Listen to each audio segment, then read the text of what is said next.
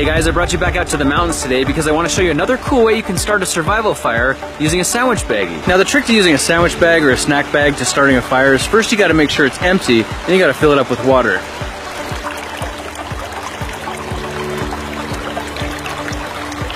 Now you're going to want to fill your baggie up about half full of water, and you can use water from a creek like I'm doing here, or water from your bottle, or in extreme emergencies you could even use your urine.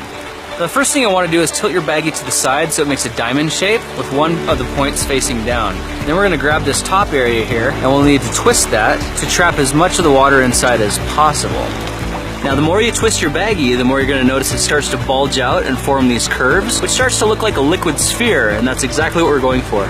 It is a very fine line though, because the more you twist, the closer the bag is to bursting, and then you're going to lose it all.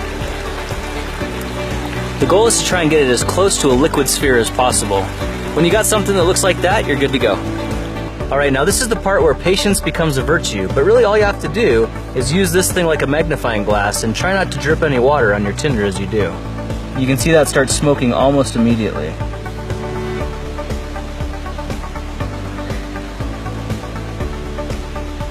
So as the white coals start getting exposed, it's a good idea to sprinkle some fresh new tinder on there, and we're just going to keep repeating this process until we get a lot of smoke coming out of there.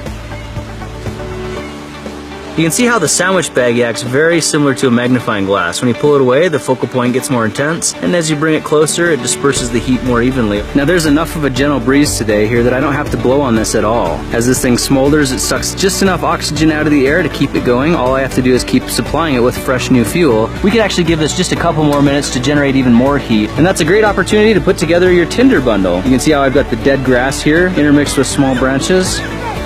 This thing spent some good time smoldering, so now what we're going to do is press the tinder bundle up next to it and very carefully roll it over. And the cool thing about this setup is there's a lot of air flowing through this, so this thing can build up a lot faster now, and it's got some really good material to build off of. Now let's gently wrap the grass around it to contain as much heat as possible, and on a windy day like this, it's not going to take a whole lot for this thing to ignite. So our embers are successfully transferred into our tinder bundle, and now all you have to do is give it a couple of minutes for the heat to build. And as it does, you're going to start seeing a lot more smoke. You can see the smoke is definitely building in intensity. It's getting a lot thicker, so that's a good indication that it's ready to move on to the next phase, and if we blow into it gently, we can really accelerate the ignition.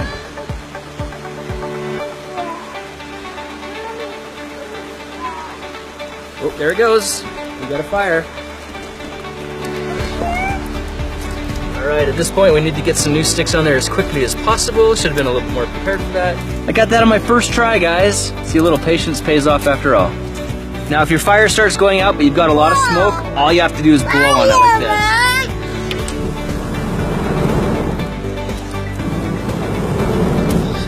this. There we go. At this point it should be pretty self-explanatory how to keep this fire going. If not, I'm afraid you're on your own. So there you have it, guys. That's how to start a survival fire using nothing but a sandwich baggie and the resources you already have around you. Hey, I hope you enjoyed this video, and I'll be looking for you in the next one. Talk to you then.